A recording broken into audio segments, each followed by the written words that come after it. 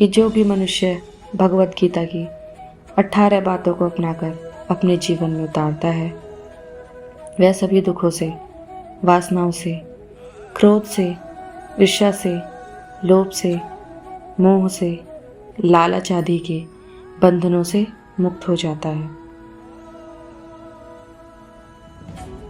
श्री कृष्ण कहते हैं, आनंद मनुष्य के भीतर ही निवास करता है, परंतु मनुष्य उसे स्त्री में, घर में और बाहरी सुखों में खोज रहा है। आगे श्री कृष्ण कहते हैं कि भगवान उपासना केवल शरीर से नहीं बल्कि मन से करनी चाहिए। भगवान का वंदन उन्हें प्रेम बंधन में बांधता है।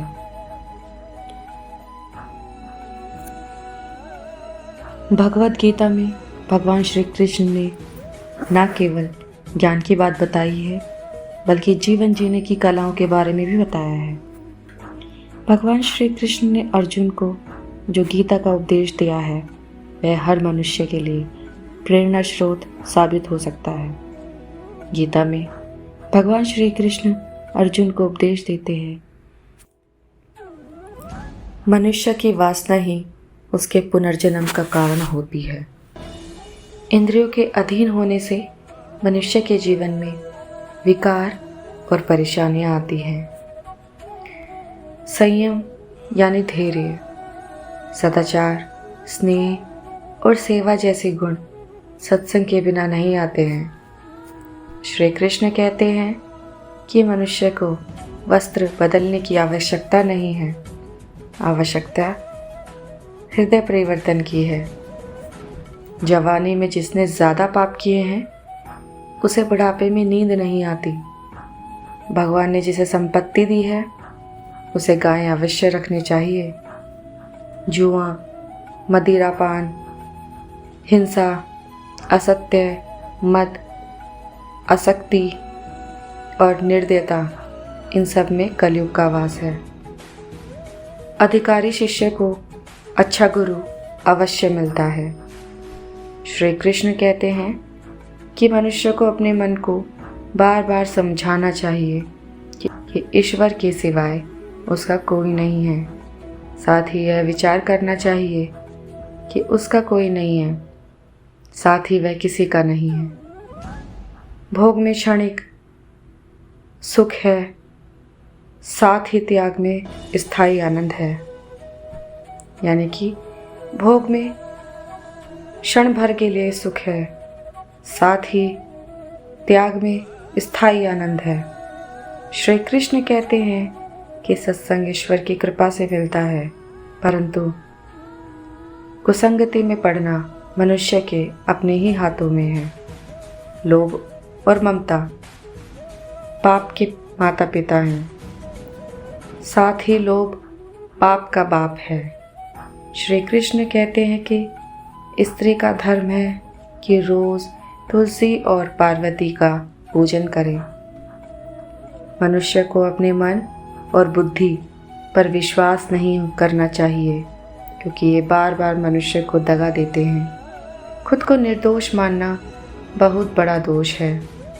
भगवान इन सभी कसौटियों पर कसकर जांच परख कर ही मनुष्य को अपनाते हैं। यदि पति पत्नी को पवित्र जीवन बिताएं तो भगवान पुत्र के रूप में उनके घर आने की इच्छा रखते हैं। श्री कृष्ण अच्छे लोगों की परीक्षा बहुत लेते हैं, परंतु कभी उनका साथ नहीं छोड़ते, और बुरे लोगों को कृष्ण बहुत कुछ देते हैं परंतु उनका कभी साथ नहीं देते। अच्छी किस्मत के लोग थोड़ा भी बुरा होने पर भगवान को कोसते हैं, और बुरी किस्मत के लोग थोड़ा भी अच्छा होने पर भगवान का स्मरण और ध्यान करते हैं। श्री कृष्ण कहते हैं, अगर तुम्हें किसी ने दुखी किया है तो बुरा मत मानना। लोग उसी पेड़ पर पत्थर मारते हैं जिस पेड़ पर ज़्यादा मीठे फल होते हैं। मुझे क्या परवाह जमाना क्या कहता है, मुझे ये पता है कि खाना मुझे अपना कहता है।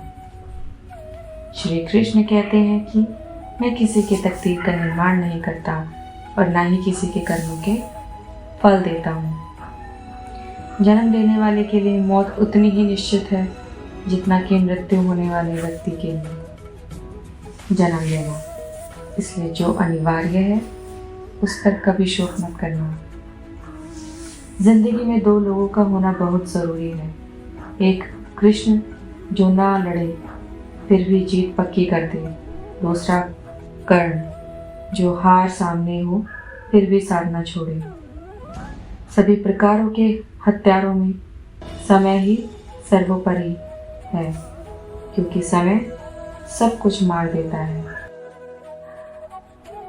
जीवन में आधे दुख इस वजह से आते हैं क्योंकि हमने उनसे आशाएं रखी जिनसे हमें नहीं रखनी चाहिए थी। जब आप प्रभु के साथ जुड़ जाओगे तो आपकी परीक्षा आरंभ हो जाएगी। कुछ लोग इसे दुख समझते हैं तो कुछ लोग प्रभु की कृपा।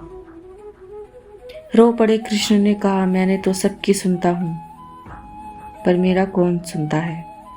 इंसान गलत कार्य करते समय बाएं दाएं बाएं आगे पीछे चारों तरफ देखता है, बस ऊपर देखना भूल जाता है। हर कीमती चीज़ को उठाने के लिए झुकना ही पड़ता है। माँ और पिता का आशीर्वाद भी इनमें से एक है। ईश्वर ने हमारे भाग्य में जो लिखा है उसे हमसे कोई नहीं छीन सकता।